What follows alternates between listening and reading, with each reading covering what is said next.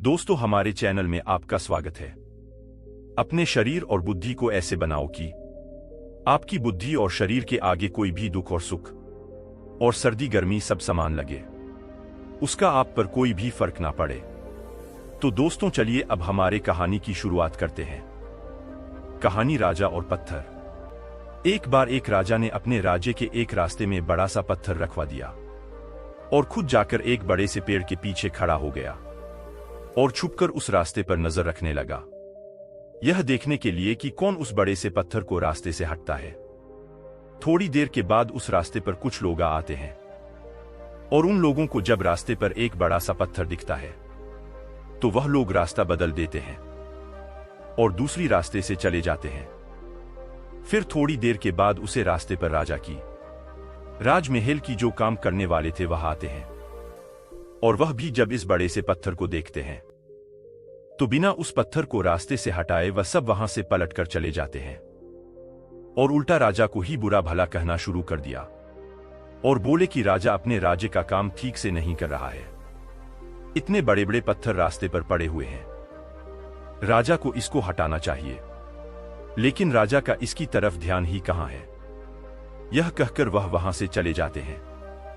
फिर थोड़ी देर बाद उसे रास्ते पर एक सब्जी वाला आता है जिसके कंधे पर सब्जियां थी, और जब वह बड़े से पत्थर को देखा है तो वह अपने कंधे से सब्जियों का टोकरी रखकर उसे पत्थर को हटाने की कोशिश करता है और बहुत मेहनत के बाद वह सब्जी वाला उस बड़े से पत्थर को रास्ते से हटा देता है। जैसे ही उस पत्थर को रास्ते से हटता है, उस पत्थर के नीचे बहुत सारे सोने के सिक्के और एक चिट्ठी रखी हुई थी जिसमें लिखा था कि इनाम राजा की तरफ से पत्थर हटाने वाले के लिए है। और यह सब होते हुए पेड़ के पीछे से राजा खुद देख रहा था। राजा उस आदमी के पास जाता है और उस आदमी को राजा अपने महल का सबसे खास आदमी बना लेता है। इस कहानी से हमें यह सीख मिलती है कि हमारे रास्ते में आने वाली परेशानियां, रुकावटें और मुश्किलें हमें बेहतर करने और आगे बढ़ने का मौका देती हैं। इसीलिए जिंदगी में जब भी ऐसा मौका मिले तो उस मौके को अपने हाथ से गंवा मत। बहुत से लोग ऐसे वक्त में मुश्किल काम को देखते ही अपना कदम पीछे हटा लेते हैं, लेकिन जब सब पीछे हट जाएं तो आप सामने आ जाओ, क्योंकि जीत उन्हीं को मिलती है जो परेशानियां और रुकावटें में अपॉर्चुनिटी ढूंढते हैं, और जब मौका मिलता है तो वही आपका फ्यूचर को बेहतर बनाती है। तो दोस्तों, चलिए अब हमारे कहानी की शुरुआत करते हैं। कहानी एक आलसी एक समय की बात है। एक गांव में एक आदमी रहता था। वह आदमी बहुत ही ज्यादा आलसी था। वह कोई काम नहीं करता था। वह एकदम निठल्ला और नाकारा था। पास वह हमेशा ऐसे मौके के खोज में रहता कि कहीं से उसको खाना मिल जाए। तो एक दिन जब वह आदमी खाने के लिए भटक रहा था, तभी उसे एक फ्रूट का बगीचा दिखता है। वह उस बगीचे से फ्रूट्स चुराने के बारे में सोचता है। तभी वह बगीचे के अंदर चला जाता है और एक पेड़ पर चढ़ जाता है। लेकिन तभी अचानक वहां पर उस बगीचे का मालिक आ जाता है और वह इस आदमी को पेड़ पर चढ़ता हुआ देख लेता है। वह उस आदमी को चिल्लाते हुए नीचे आने को कहता है, लेकिन यह आलसी आदमी बगीचे के मालिक को देखकर डर जाता है और नीचे आने से मना कर देता है। तभी उस बगीचे का मालिक अंदर जाकर बड़ा सा डंडा लेकर आता है। यह देखकर वह आलसी आदमी तुरंत पेड़ से नीचे उतरता है और मालिक के उस तक पहुंचने से पहले ही वह जंगल की तरफ दौड़ने लगता है और जंगल में जाकर छुप जाता है। कुछ समय बीतने के बाद वह आलसी आदमी वहां से निकलता है और जंगल के रास्ते से जब वह गांव की तरफ जा रहा था, तभी उसे एक लोमड़ी दिखती है जिसके सिर्फ 2 ही पैर थे और उसके 2 पैर टूटे हुए थे और वह जंगल में रेंगती हुई चल रही थी। यह देखने के बाद वह आलसी आदमी सोचता है कि यह लोमड़ी अब तक इस घने जंगल में जिंदा कैसे है। यह लोमड़ी भाग नहीं सकती, चल नहीं सकती, तो कैसे ही अपने लिए खाने का इंतजाम करती होगी। और कैसी है लोमड़ी अपने आप को इस घने जंगल में दूसरे जानवरों से बचाती होगी। वह आलसी आदमी अभी यह सोच ही रहा था कि तभी अचानक से वहां पर शेर आ जाता है जिसके मुंह में मांस का एक टुकड़ा था और वह शेर उस अपाहिज लोमड़ी की तरफ बढ़ रहा था। शेर को देखकर दूसरे सारे जानवर वहां से भाग जाते हैं और अब वहां पर सिर्फ वह अपाहिज लोमड़ी रह जाती है। और वह आलसी आदमी भी अपनी जान बचाने के लिए एक पेड़ पर चढ़ जाता है। और फिर जो होता है उसे देखकर वह आलसी आदमी हैरान हो जाता है। वह शेर उसे गोश्त के टुकड़े को उस लोमड़ी के सामने छोड़ देता है और वहां से चला जाता है। अब वह लोमड़ी उस गोश्त के टुकड़े को खाने लग जाती है। आलसी आदमी यह देखकर हैरान हो जाता है और ऊपर वाले का प्लान देखकर वह मन ही मन खुश भी हो जाता है। और तभी वह सोचता है कि ईश्वर के पास सबके लिए कोई ना कोई प्लान होता ही है, और अगर ईश्वर के पास इस लोमड़ी के लिए प्लान है तो जरूर मेरे लिए भी उसके पास कोई प्लान जरूर होगा। और तभी वह आलसी आदमी रोड के साइड में एक बड़ा सा पेड़ देखकर उसके नीचे बैठ जाता है, यह सोचकर कि मेरे लिए भी कोई ना कोई खाना लेकर जरूर आएगा। वह आदमी 2 दिन तक उस जगह पर बैठकर इंतजार करता है, लेकिन कोई भी उसके लिए खाना लेकर नहीं आता। आखिरकार जब उसे भूख बर्दाश्त नहीं होती है तो खुद ही खाने की तलाश में निकल पड़ता है। वह रास्ते से जा ही रहा था कि तभी उसे रास्ते में एक बुजुर्ग आदमी मिलते हैं। वह आलसी आदमी उन बुजुर्ग से कहता है कि मुझे भूख लगी है, आपके पास कुछ खाने के लिए है तो मुझे दे दो। तभी वह बुजुर्ग आदमी उसको कुछ खाने और पीने को दे देते हैं। खाना खाने के बाद वह आलसी आदमी उन बुजुर्ग से कहता है कि मैं 2 दिन पहले जो देखा आप उस पर विश्वास नहीं करेंगे।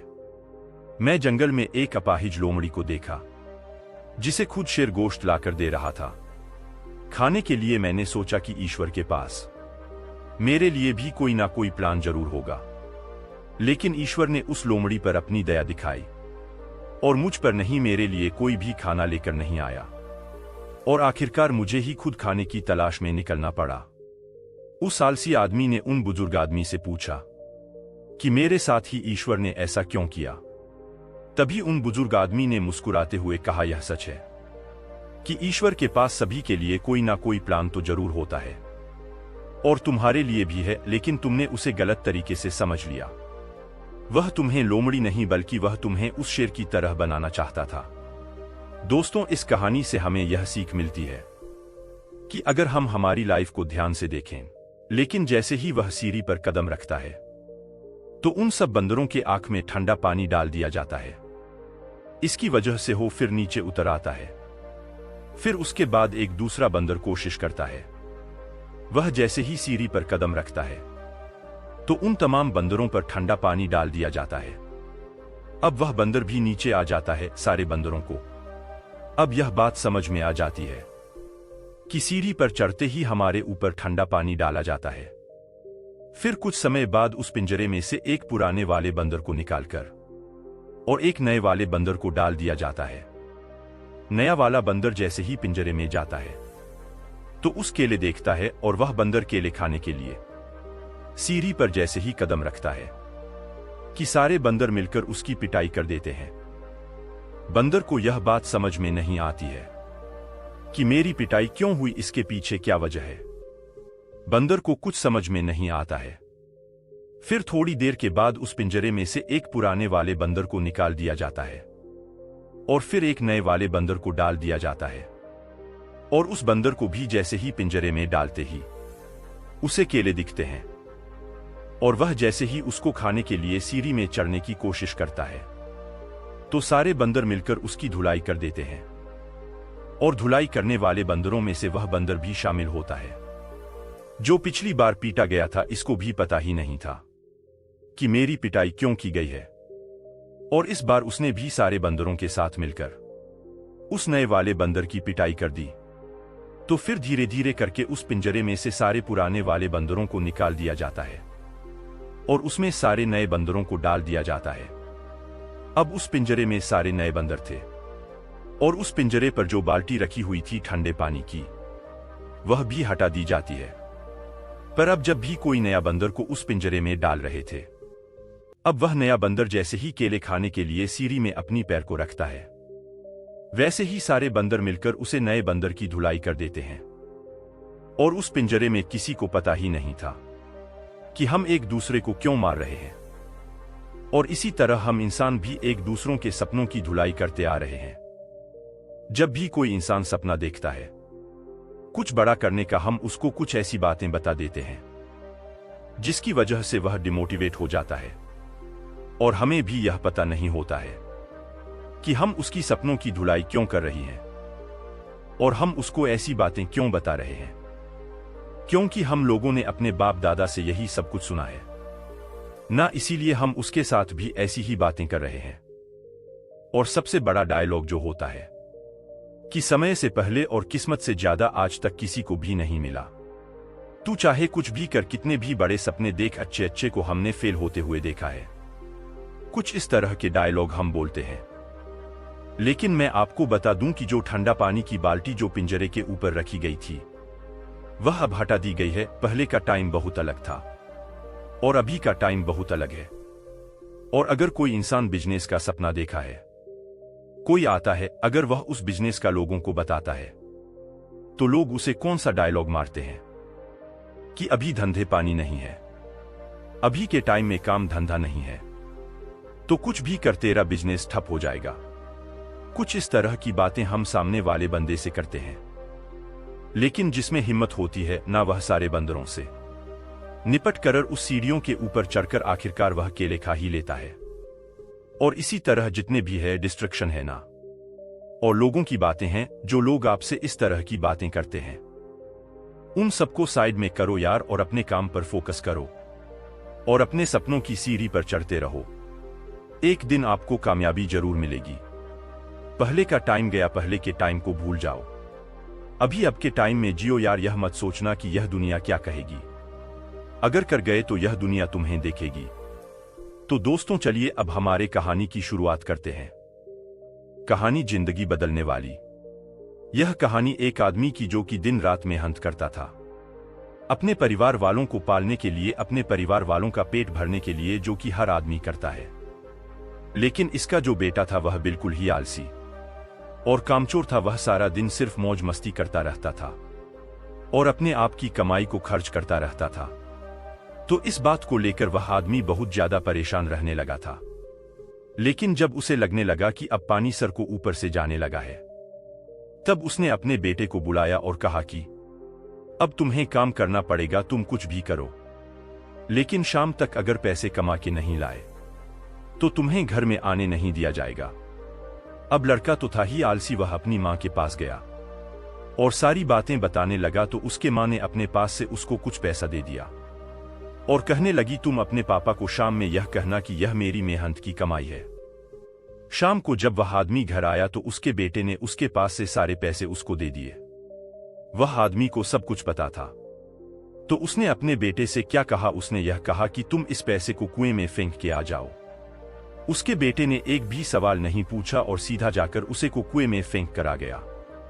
अगले दिन उसे आदमी ने अपनी बीवी को उसके रिश्तेदारों के घर भेज दिया और अपने बेटे से कहने लगा कि मेरे बेटे तुझे आज और पैसे कम कर लेकर आने हैं। अब लड़का सीधा अपने बहन के पास गया और अपनी बहन को सारी बातें बताने लगा। तो उसके बहन ने भी उसके हाथ में कुछ पैसे रखे और उसे कहने लगी कि शाम को जब पापा घर आएंगे तो यह पैसे उन्हें दे देना और कहना यह मेरी मेहनत की कमाई है। शाम को जब आदमी घर आया, उसके बेटे ने फिर से अपने पास से जितने पैसे थे अपने आप को दे दिया। उस आदमी ने फिर से वही बात कही कि इस पैसे को जाकर कुएं में फेंक कर आओ। और इस बार भी उसके बेटे ने एक भी सवाल नहीं किया और सीधा जाकर कुएं में उन पैसों को फेंक कर आ गया।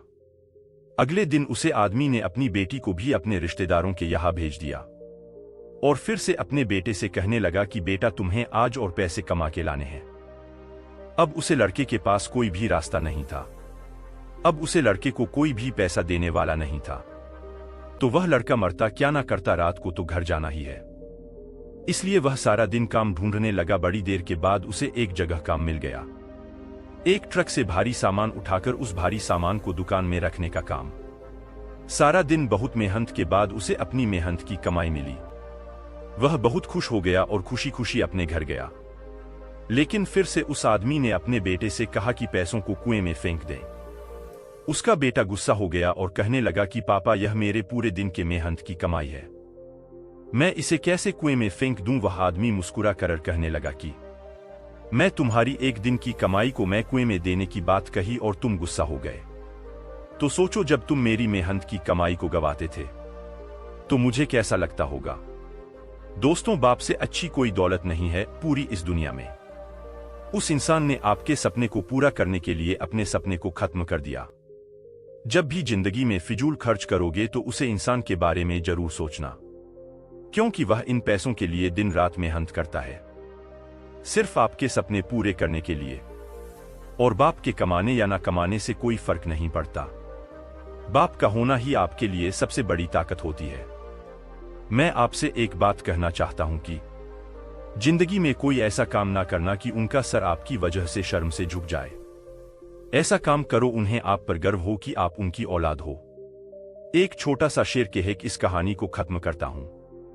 एक रोज तुम्हें एहसास जरूर होगा कि मसरूफ तुम थे और उम्र दराज वो होगा। एक रोज तुम्हें एहसास जरूर होगा कि मसरूफ तुम थे और उम्र दराज वह होगा जिसकी उंगली का सहारा पकड़कर चला करते थे।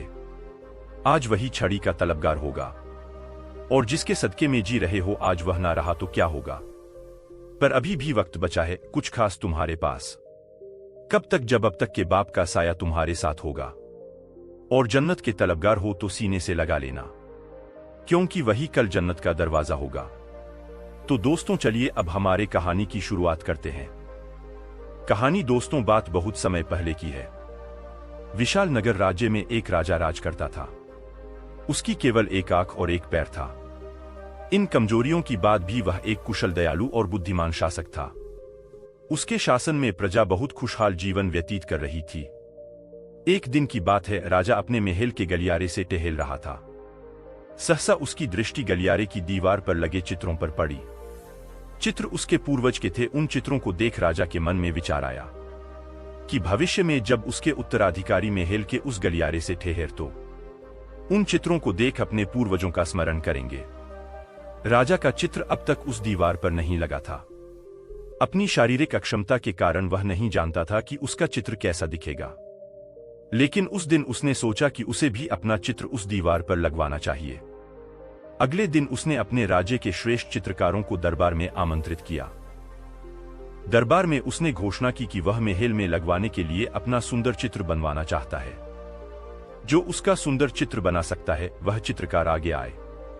चित्र जैसा बनेगा वैसा ही उस चित्रकार को इनाम दिया जाएगा।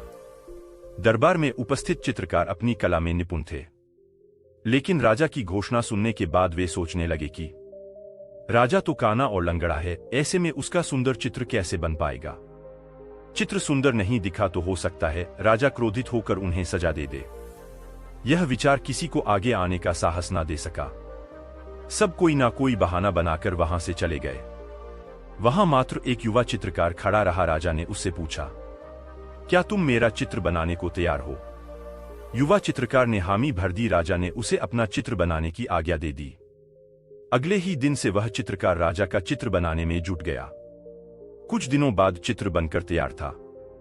जब चित्र के अनावरण का दिन आया तो दरबार में दरबारी सहित वे सभी चित्रकार भी उपस्थित हुए, जिन्होंने राजा का चित्र बनाने से इनकार कर दिया था। सभी उत्सुकता से चित्र के अनावरण की प्रतीक्षा कर रहे थे।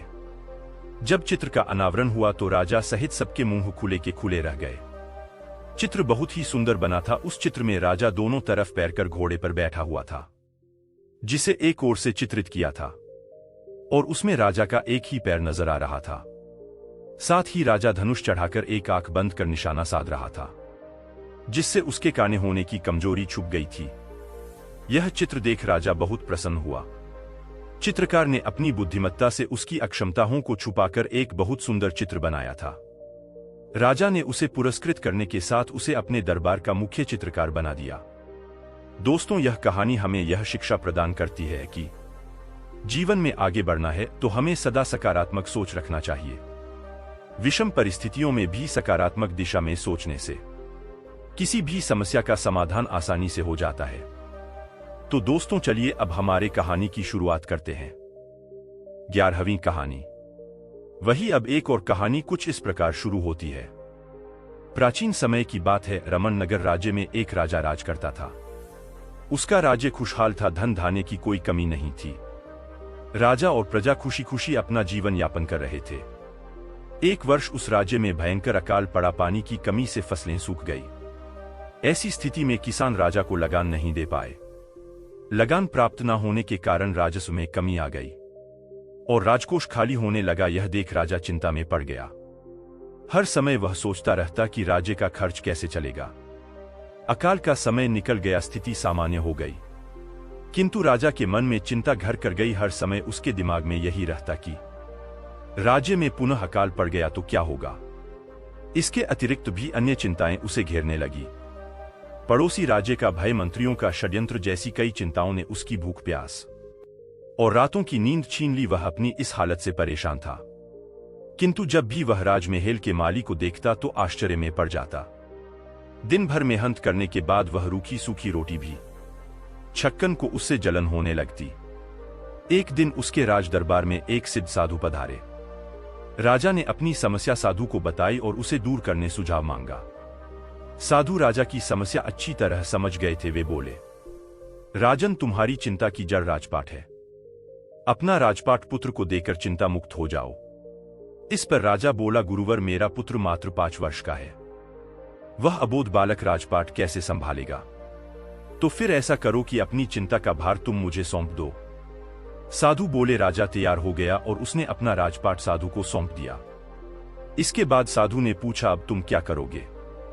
राजा बोला, सोचता हूं कि अब कोई व्यवसाय कर लूं, लेकिन उसके लिए धन की व्यवस्था कैसे करोगे? अब तो राजपाट मेरा है, राजकोष के धन पर भी मेरा अधिकार है, तो मैं कोई नौकरी कर लूंगा। राजा ने उत्तर दिया, यह ठीक है, लेकिन यदि तुम्हें नौकरी ही करनी है तो कहीं और जाने की आवश्यकता नहीं। यही नौकरी कर लो। मैं तो साधु हूं, मैं अपनी कुटिया में ही रहूंगा। राजमहल में ही रहकर मेरी ओर से तुम यह राजपाट संभालना। राजा ने साधु की बात मान ली और साधु की नौकरी करते हुए राजपाट संभालने लगा। साधु अपनी कुटिया में चले गए। कुछ दिन बाद साधु पुनः राजमहल आए और राजा से भेंट कर पूछा, कहो राजन, अब तुम्हें भूख लगती है या नहीं? और तुम्हारी नींद का क्या हाल है? गुरुवर, अब तो मैं खूब खाता हूं और गहरी नींद सोता हूं। पहले भी मैं राजपाट का कार्य करता था, अब भी करता हूं। फिर यह परिवर्तन कैसे? यह मेरी समझ के बाहर है। राजा ने अपनी स्थिति बताते हुए प्रश्न भी पूछ लिया। साधु मुस्कुराते हुए बोले, राजन, पहले तुमने काम को बोझ बना लिया था और उस बोझ को हर समय अपने मानस पटल पर ढोया करते थे, किंतु राजपाट मुझे सौंपने के उपरांत तुम समस्त कार्य अपना कर्तव्य समझकर करते हो, इसलिए चिंता मुक्त हो। दोस्तों, यह कहानी हमें यह शिक्षा प्रदान करती है कि जीवन में जो भी कार्य करें अपना कर्तव्य समझकर करें, न कि बोझ समझकर। यही चिंता से दूर रहने का एकमात्र आसान तरीका का है। दोस्तों, मैं उम्मीद करता हूं कि यह कहानी सुनने से आपके जीवन में अच्छे बदलाव आए होंगे। आपको इस वीडियो से क्या सीखने मिला, यह कमेंट करके जरूर बताइए और अपने परिवार, दोस्तों या आपके करीबी इंसान के साथ यह कहानी शेयर करके उन्हें भी इस ज्ञान से परिचित करवाए। बाकी अगर आपको यह वीडियो दिल से अच्छी लगी हो तभी इस वीडियो को लाइक कर देना और आपने अब तक इस चैनल को सब्सक्राइब ना किया हो तो चैनल को सब्सक्राइब भी जरूर कर देना। आपका हर दिन शुभ हो और खुशियों से आपका जीवन भरा रहे। धन्यवाद। नमो बुद्धाय।